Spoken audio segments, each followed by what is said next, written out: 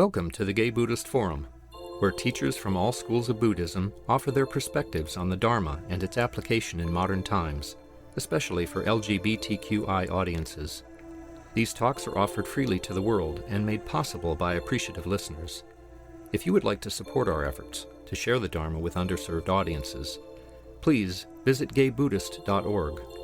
There you can donate, find a list of upcoming speakers, or enjoy many hundreds of these recorded talks dating back to 1996. As always, it's wonderful to be here. Do people have any Dharma questions? Practice questions? Just one. I wasn't brought up in Zen, but today I wanted to keep my eyes open, and I just got into a stare, and the floor started pulsating. What's the practice in Zen in terms of the eye business? Terry,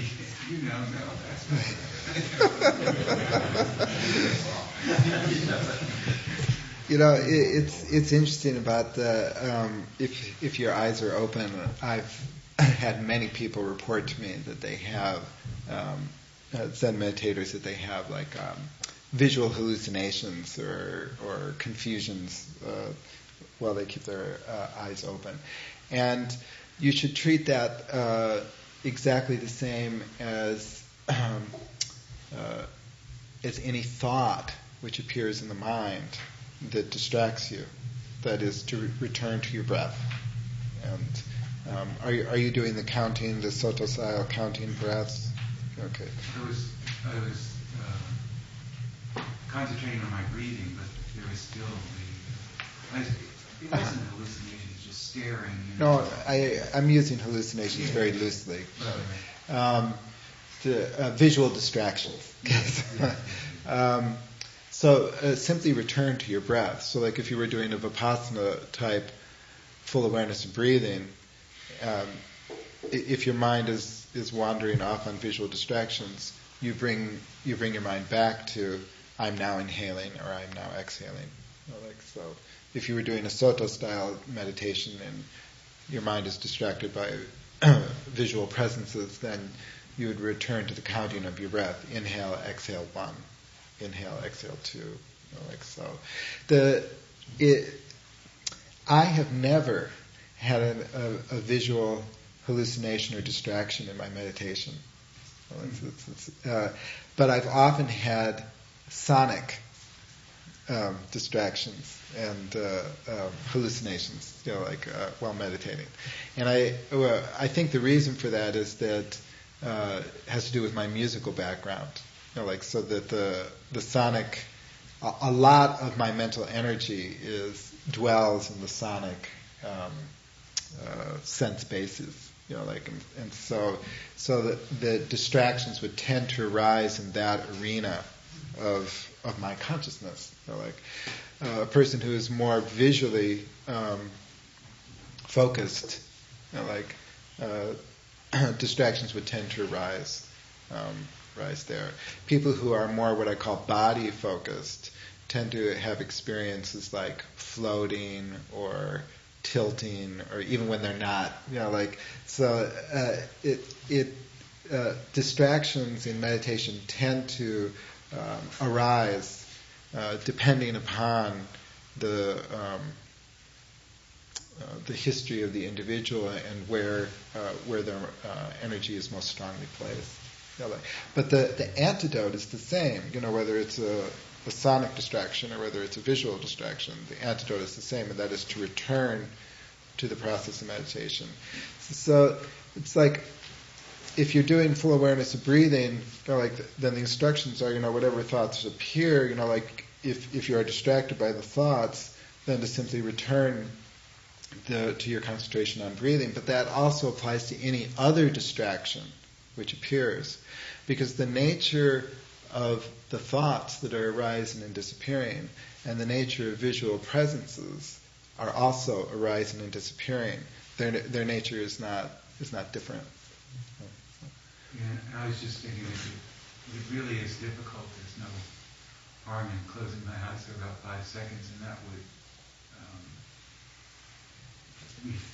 it'd be enough to freshen up the visual. Sure, that's also an antidote.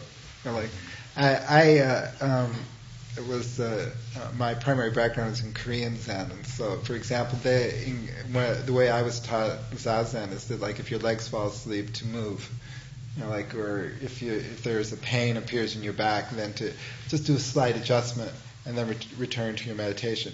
Meditation is not an endurance contest, people often seem to enter into meditation with sort of a grim, like, I will not move, I will not flinch. It's sort of like a wide world of Zazen.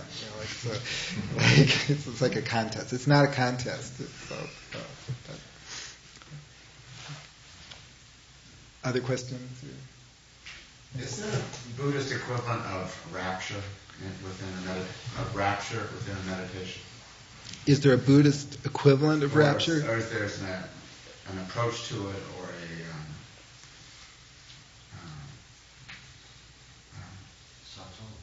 is that Satori? I'm not quite sure what you're referring to. There are blissful experiences that arise in meditation, where when the mind is completely settled, when not a single thought arises, in the mind, when the mind is when the conceptual content of the mind is completely stilled, that stillness is bliss. I'm quoting the Mahaparinirvana Sutra. When appearing and disappearing have disappeared, that stillness is bliss. That state is extremely feels real good. But it's. And does one have to detach even from correct.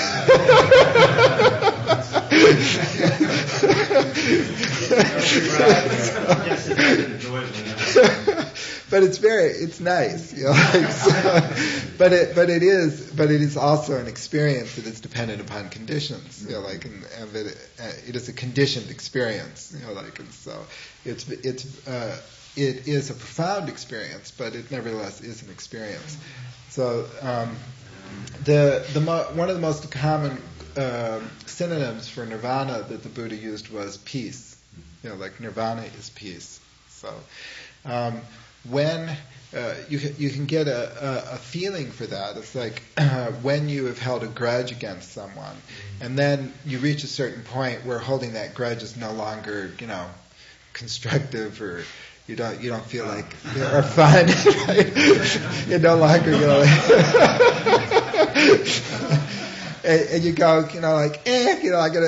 I'll let that go. There's the interesting thing about that is on a feeling level, it's like, now I have room in my mind, in my heart, for something constructive. But there's a small feeling of peace when you let that go. So, if you can imagine that kind of feeling permeating all of one's experience, that's a kind of a bliss. That may be relevant to your question. I'm not quite sure. You're welcome. Yeah. I have a question about skillful means in relationship to what you just brought up. Uh-huh. Which is, I don't have a large practice of having rancorous feelings. I don't have a significant practice of having rancorous feelings towards others, but once or twice, actually, it's arisen in me. And when this has happened for me in this last period of my life, there's a part of me that doesn't want to shut down on it, but wants to just allow it to not act on it, but to observe it. Because it has now occurred to me that if I let that happen, that when it leaves me, it'll be real as opposed to an enforced separation from something. And so that actually appeals to me. But I would like to have some feedback. You mean it appeals to you to dwell in that rancor? But to allow that experience to be there, and not because it's all my training would say yuck. Uh-huh. Well, it depends. I don't know the background of your practice, so it partially depends on the tradition in which you are practicing. Okay.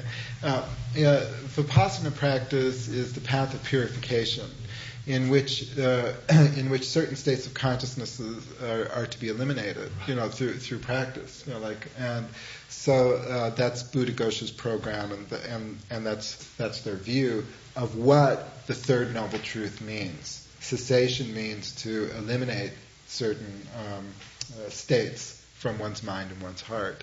Another approach to that is that the arising of certain states in one's consciousness is not an issue, good or bad. That rancor, ill will, feelings of ill will, anger appear in one's consciousness due to countless conditions. And the issue is, what do you do when those states of mind arise? So if you from that perspective, say the Zen interpretation, or not just the Zen interpretation, but that's the largest school in the West that has this view, then the idea is that when those states arise, to not cling to them, to let them go, to release them. And that one of the other synonyms that the Buddha often uses for nirvana is non-clinging. There's another word that he uses that I love that's called nirvana is non-adhesive.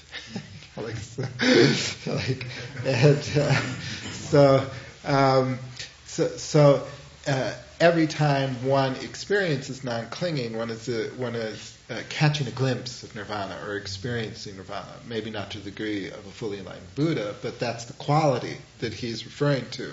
So from this perspective, cessation is not measured by the content of one's consciousness, but by one's relationship to that content. So once again, I don't want to interfere with any particular teacher that you have or the program you're having, but that's my initial response. So that if anger appears, freedom is being able to let go of that anger, or, if appropriate, to act on that anger. Freedom, when is becoming one with that spaciousness of mind in which those states of consciousness arise. Is that responsive to your question?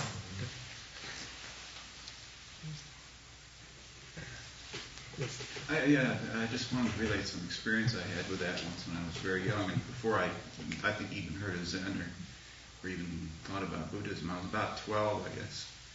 And I don't know where I got the idea, whether it was some psychological literature or what, but I had a wicked stepmother, and sometime 12, 13 years old, suddenly one day I just had this kind of thought I'd never had before. I wanted to pick up a knife and kill her.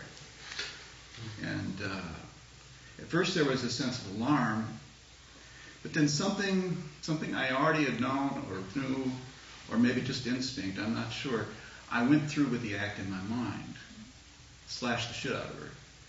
And I didn't know then I hated her. I realized that later, but it went away. It never occurred again. And I think I realized that if I held on to that and tried to avoid it, that it would just engender more of the same. And so it just dissipated and left. That's a wonderful example. There actually is a practice in Tibetan Buddhism called Chod, in which you raise that kind of consciousness of for example, self-dismemberment. That really gives you a feeling for impermanence and emptiness. It's not a practice for everyone. But the idea is to take you through those states of consciousness, and to become aware, and through releasing them, to gain freedom from fear over them. Other questions? I would like to talk today about dependent origination, which is one of my favorite subjects. So, and over the next few months, I'd like to continue with talking about dependent origination. I think a couple of years ago I did this, but it's always good to return to it, and I have more to say about it, so you'll have to put up with it. So, there's a wonderful discourse called the Shorter Discourse. This is my little library I brought. The Shorter Discourse to Sakula Dayan.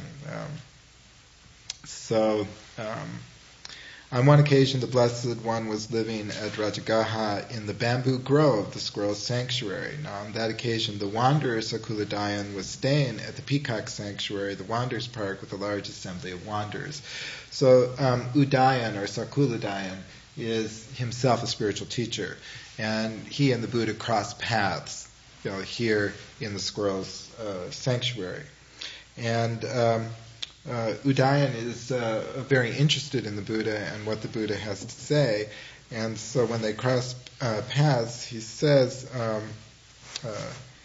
he asked the Buddha, let us hear about the Dharma that the Blessed One expounds. And so the Buddha responds, well, Udayan suggests something that I should speak about. So Udayan responds, Venerable Sir, in recent days there was one claiming to be omniscient and all-seeing, to have complete knowledge and vision thus. Whether I am walking or standing or sleeping or awake, knowledge and vision are continuously and uninterruptedly present to me. When I asked him a question about the past, he prevaricated, led the talk aside and showed anger, hate, and bitterness. Then I remembered the Blessed One thus, surely it is the Blessed One, surely it is the Sublime One who is skilled in these things. So the Buddha responds, Udayan, if someone should recollect his manifold past lives, that is, one birth, two births, etc., thus with their aspects and particulars, should he recollect his manifold past lives, then either he might ask me a question about the past, or I might ask him a question about the past, and he might satisfy my mind with his answer to my question, or I might satisfy his mind with my answer to his question. If someone with the divine eye which is purified and surpasses the human should see beings passing away and reappearing, inferior and superior, fair and ugly, fortunate and unfortunate, and understand how beings pass on according to their actions, then either he might ask me a question about the future, or I might ask him a question about the future, and he might satisfy my mind with his answer to my question, or I might satisfy his mind with my answer to his question. Let it be, Udayan. Let the past be. Let the future be, Udayan. I will teach you Dharma. When this exists, that comes to be. With the arising of this, that arises. When this does not exist, that does not come to be. With the cessation of this, that ceases. So it's I'm particularly fond of this discourse because it's the Buddha deflects, deflects the question. It doesn't. Udayan is one of those people who is really interested in occult powers. What was my past life? Was I, Pharaoh of Egypt? Something like that. Like a past life. Well, what will my future destiny be? And the Buddha deflects all that. Right? And he says, even if someone does know that, maybe we can have a discussion about that.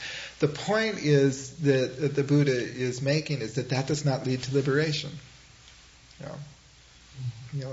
That will not lead to the cessation of suffering. That kind of inquiry is not. It reminds me of many other discourses where the Buddha is asked questions about is the universe infinite or finite? And then the Buddha deflects that, and he says, such a discussion does not lead to the cessation of sorrow. Like, what I teach is the cessation of sorrow.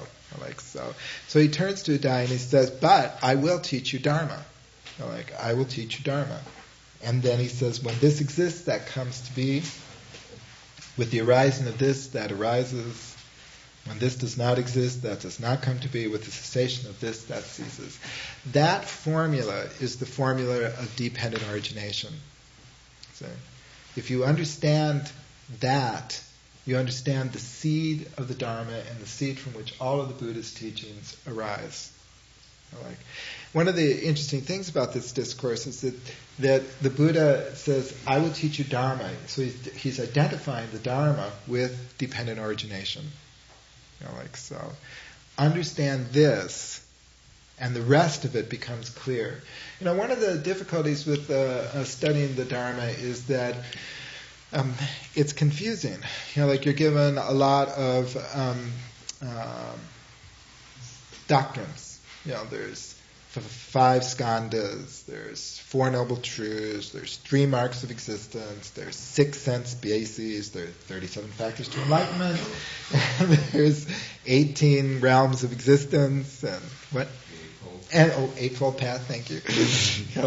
And it's hard to bring all of these pieces together, into something that's a unity. What do the 5 skandhas have to do with the 6 sense bases? What do the 6 sense bases have to do with the 4 noble truths? And how are they related to the Eightfold Path? And it really, feels very scattered for a while. How are all of these related? If you understand dependent origination, all of it fits together. So that's the seed of the Dharma. That's the seed. All the branches, 4 noble truths, Eightfold Path, 5 skandhas, 6 sense bases are branches that emerge from this core teaching. So that's why the Buddha in this discourse identifies the Dharma with this central teaching.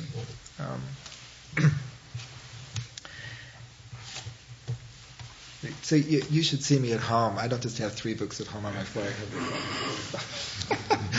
This is what makes me happy.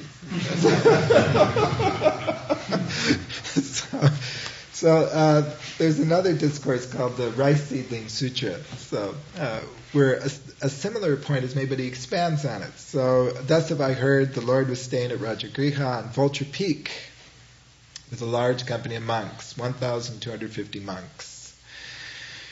At that time, the Venerable Shariputra approached the place frequented by Maitreya Bodhisattva. When he approached, they exchanged many kinds of good and joyful words and sat down together on a flat stone. Then the Venerable Shariputra spoke thus to Maitreya Bodhisattva. Maitreya, here today, the Lord, the Buddha, looking upon a stalk of rice, spoke this aphorism to the monks. Whoever, monks, sees conditioned arising sees the Dharma. Whoever sees the Dharma sees the Buddha. Having said this, the Buddha became silent. What, Maitreya, is the meaning of the aphorism spoken by the Buddha? What is conditioned arising? What is Dharma? What is the Buddha? How is it that seeing conditioned arising one sees the Dharma? How is it that seeing the Dharma one sees the Buddha? So when this was said, Maitreya spoke to Venerable Shariputra regarding what was said by the Lord, the Master of Dharma. He, monks, who sees conditioned arising sees the Dharma, and he who sees Dharma sees the Buddha. Therein, what is conditioned arising? The phrase conditioned arising means this being, that occurs. From the arising of this, that arises. And it's one of the reasons I wanted to read this is it extends the identification of dependent origination, or conditioned arising, as his translator calls it, to not only the Dharma, but the Buddha himself. Right? So the understanding dependent origination, one understands the Dharma. Not only that, one sees the Buddha. It's very interesting. Like that teaching occurs in a number of places, both in Pali and in Sanskrit sources. So it's quite pervasive, in the Buddha Dharma. So what is happening here is the Buddha is disidentifying his teaching with his personality when he does that. Like he's saying it's not about me. It's not about Gautama. What it's about is what it's really about. The Buddha, as the awakened one, is the one who understands dependent origination. Perceives. That's what the term Buddha means. So, there would of course be a natural tendency for people to have a very strong personal relationship with the Buddha, particularly when he was alive, and to therefore to elevate the individual and the personality, and I believe passages like this, where the Buddha's recognition that was taking place, and his response to that is saying no, says, what I am teaching is what leads to awakening. It's not about me as an individual. So the equation of Dharma with Buddha in this kind of context is an attempt to expand the meaning of Buddha, beyond that of a historical individual. The Buddha's considered his awakening not to be unique, but to replicate an occurrence which had happened innumerable times in the past, among countless Buddhas. Other questions about that, or? I was just thinking, I really feel blessed that the teachers that I've heard, including yourself, really stick to that and try to deflect the ego and focus on the teachings, because it's just so easy to deify a teacher, and it presents a lot of confusion. I mean, I certainly did that as a child when I was raised in Catholicism, and it was kind of fun, but I realized that it made me very kind of coded. It's natural to have that relationship with the teacher. I remember when in the first few years I studied with Sun Sneem, when I look back on it, it's very funny that I regarded every interaction we had as cosmic. One day we were having lunch and he asked me to pass the salt. For weeks, I was just, why did he ask me to pass the salt? It's like there were other people there, and he asked me, I was, my mind was almost in this fever. It's like he asked me to pass the salt. Now, what is salt? It's doing this kind of thing. I met a monk at Shasta Abbey. This was years ago, and we were having tea, and he had his own he had an R2D2 coffee mug, which really stands out at Shasta Abbey. So I asked him about that, and he said, it was a gift from Roshi Kennett, who was the founder of Shasta Abbey. They had been in San Francisco, Chinatown, shopping for herbs, medicinal herbs. And she had seen the R2D2 mug in a window, and she went in and bought it and gave it to him. And so he went through the same thing. That for months. Why is she saying that I'm a robot?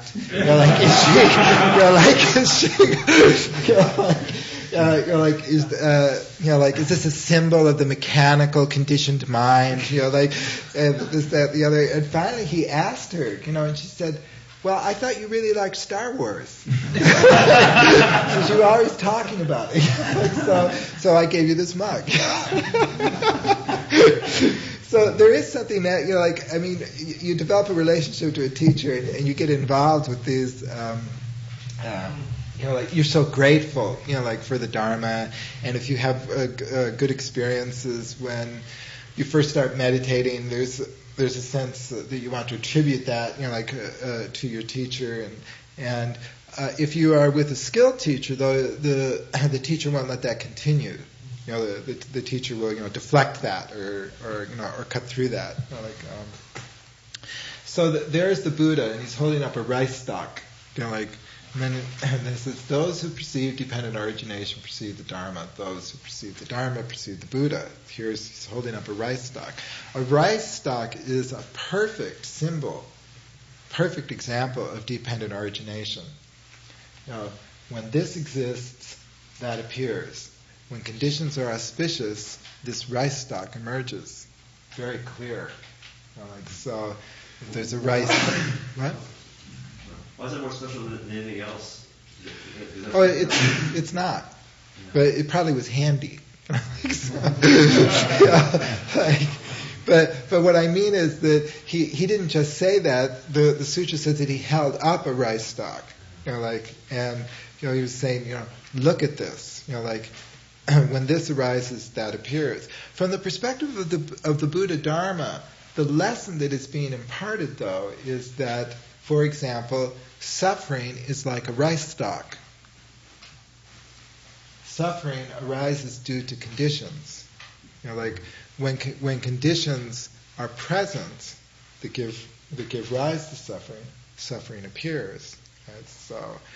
But the important lesson to be learned from that is that when those conditions are not present, suffering is not present. And that's why the Four Noble Truths are possible. So that's why I say the Four Noble Truths arise from the understanding of dependent origination. The Four Noble Truths make sense, as a specific application of dependent origination to the phenomenon of suffering. But it's not so easy to see that. It's much easier to see that in a rice stalk. So if you can, he holds up a rice stalk, says, given this, this appears. If conditions are not auspicious, it does not appear.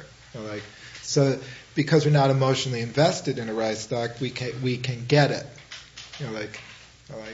For suffering, we are very involved. We are very involved with suffering, and it's much more difficult for us to be objective about it, clear about it. So he uses the rice stalk as an example that's neutral or not emotionally volatile. Is that responsive to you? And, yeah? Using the R2D2 mug yes. as an example of codependent origination, is your reaction or your friend's reaction, who got the mug? I can't remember. But the monk got the mug. The monk got the mug. And his mental stuff is the suffering aroused by her giving the mug? Well, in this case, he generated a lot of suffering, due to those conditions. Not that it was her fault or that was her intention. I mean, that's exactly, and I generated a lot of suffering from myself because I was trying to figure out why he asked me to pass the salt. Why he asked me to pass the salt. Why he asked, yes, right. Why he asked me to pass the salt. Is there some, it's like, is this an intimation of transmission? I mean, it's the human mind is very funny. Moving that to a psychological level, would you say then, as a result of, say, some childhood trauma or whatever, that any continued suffering after that is a result of conditions you're producing with your own mind to produce more suffering? Is that Well, I would say that the individual's mind is a contributing factor. I wouldn't say that it was exclusively, I was saying the conditions that produce the original suffering are no longer there. Right.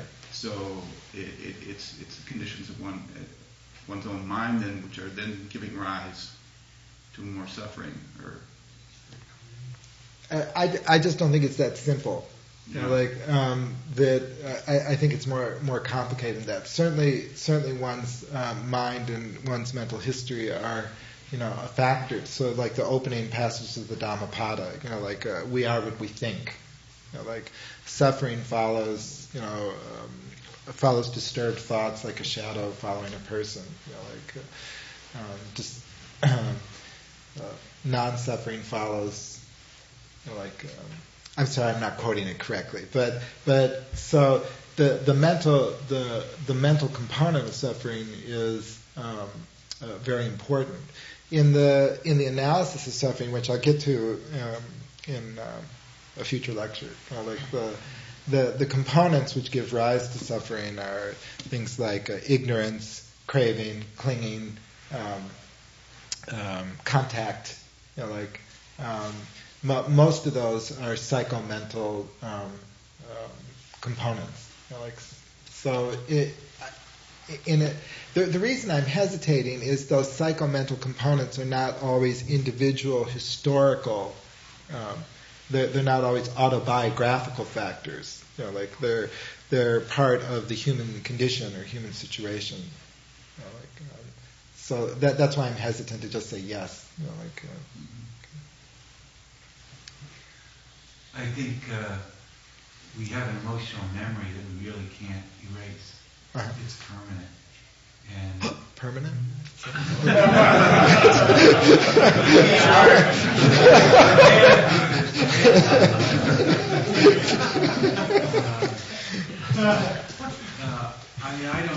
I don't. It's enduring. Sure. I don't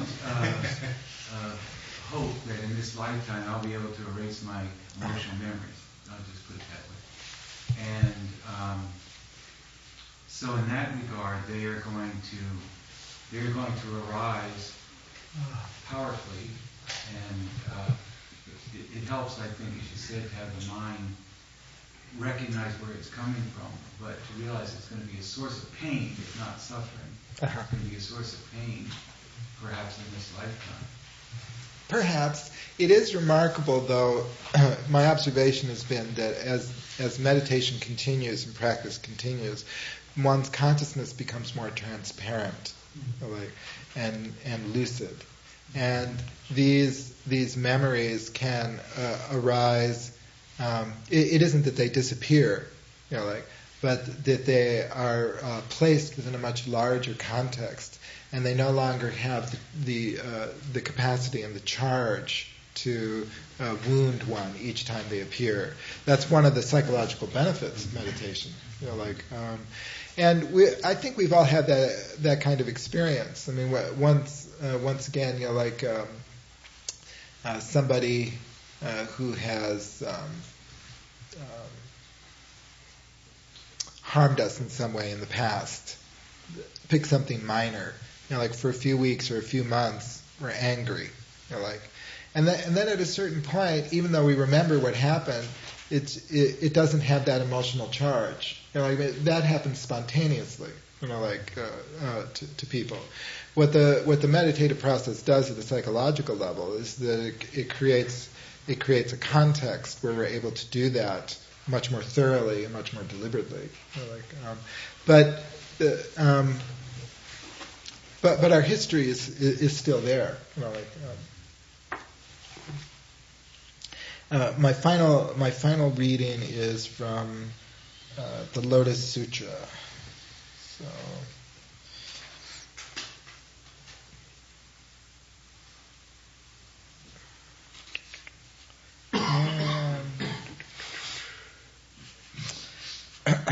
So it's a short quote.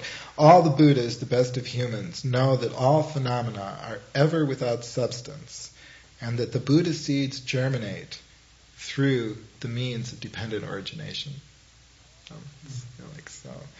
all the Buddhas, but all Buddhas of all realms, past, present, future, the best of humans, know that all phenomena are ever without substance, and that Buddha seeds germinate through dependent origination. So the Lotus Sutra's view is that every living being has the capacity to become enlightened. That capacity to become enlightened is the Buddha seed that is referred to. So all sentient beings, have that capacity for wisdom and compassion and spacious understanding. So it's a matter of creating conditions which are conducive to the blossoming of that seed of enlightenment. So this is the primary metaphor that the Lotus Sutra operates in. And so the primary means to nourish that Buddha seed is the comprehension, understanding, and the perceiving of dependent origination. That's what quickens the seed. It lies dormant in the consciousness. So the traditional Buddhism has said life after life after life, this seed of enlightenment lies dormant. And then it is nourished and begins to sprout when one begins to comprehend things from the perspective of dependent origination. So, why is dependent? When in the first reading, the Discourse to Sakula Dayan, the formula seems very abstract. When this appears, that appears. With the arising of this, that arises. If this does not exist, that does not exist. If this ceases, that ceases. Why is it difficult for us to understand that? It is because appearances are not clear about dependent origination. Our ordinary encounter with appearances do not display the conditioned arising of things. In fact, they seem to exist contrary to that teaching. That's why it's difficult.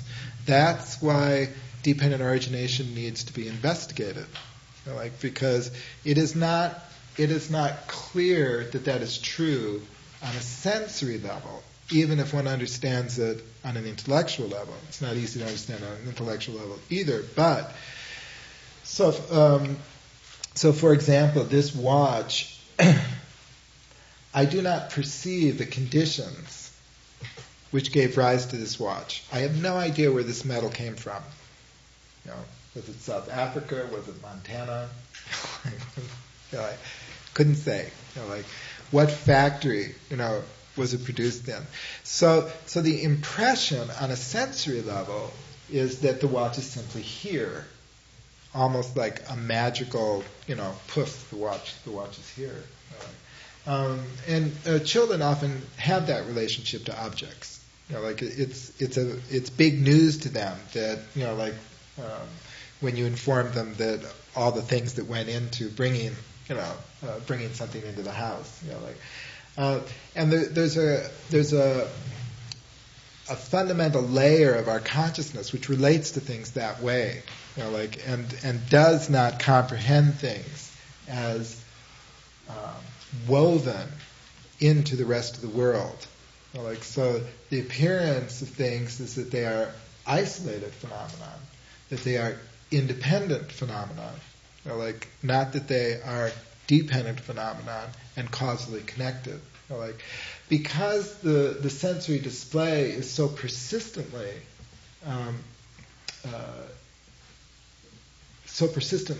seems to indicate independence and separation, it's necessary to return to the understanding of dependent origination over and over again. It's possible for me to infer, to produce an inferential consciousness that this watch arises due to causes and conditions. The problem with inferential consciousness is that inferential consciousness is weak. I'm always wondering whether I've covered all my bases. Like maybe my argument isn't completely sound, and there's somebody in the room who has a better argument. So though inferential consciousness is helpful, ultimately the purpose of Buddhist practice is to reach a level where we actually perceive dependent origination. Then the issue is settled.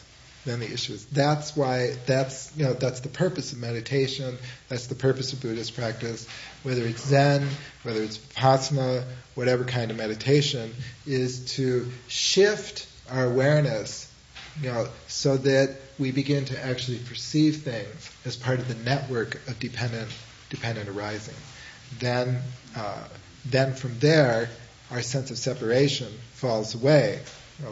When our sense of separation falls away, there is spaciousness in our mind and our heart, and wisdom and compassion can blossom.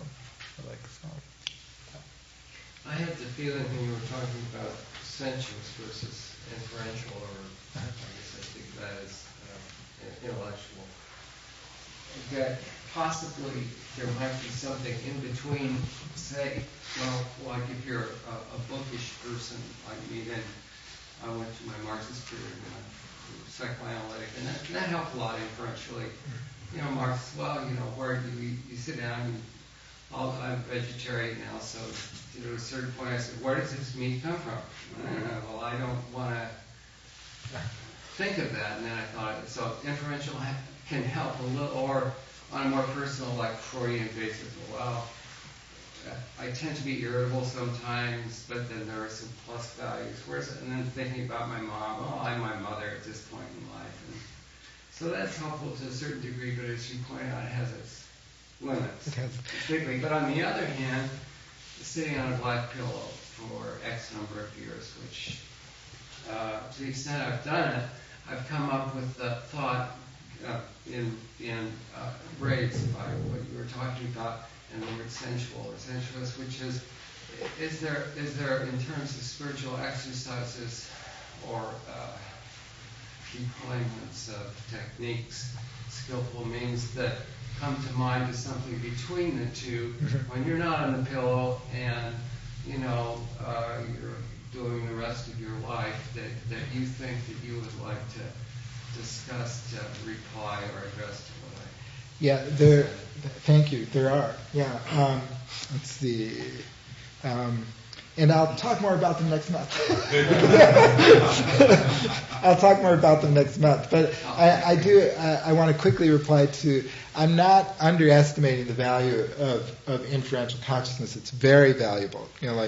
Studying dependent origination is extremely helpful. It's helpful in this way. If I think that the world is flat, that will affect what I think is possible in my life. It will have a strong influence on what I think that I can do. If I think I exist as a separately existing being, that I am independent and self-sufficient, my activity in the world will be shaped by that belief. If by examining dependent origination it becomes clear to me that in fact I do not exist as a separately existing individual, that I am woven into the rest of existence, that I am woven into the existence of all other people and all other sentient beings, that shift in belief will in itself will have profound effects. So there is a level at which investigation, inferential consciousness, and study has an important place. Thank you very much. Thank you very much, John. Insightful. I want to apologize. I neglected when we came back, since this is my first time, to go around the circle and have people introduce themselves. And I apologize because I know there are some new people here today. So I don't know if we have time that we can do that before we run out the door. You're in charge. I'm Greg. Dad. Mike. Kay. Terry. Jim. Bill. Howard. Chris. Carl. Paul. Marty. Michael. Porter. Joe. Mark. Snake. Peter, Paul, Steve, Plenty. Jim, Stephen, I'm Steve. Jack. Dan, Dexter. Lee. Michael, Patrick, George. Chris. John. Welcome. And who's here for the first time?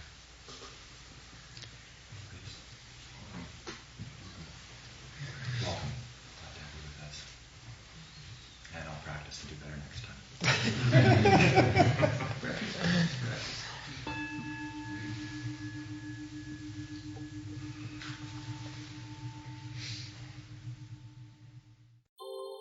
Thank you for listening to the Gay Buddhist Forum. If you would like to hear several new talks per month and be notified of upcoming speakers so you can participate live, please subscribe to this podcast, like us on Facebook, and join our mailing list by visiting gaybuddhist.org.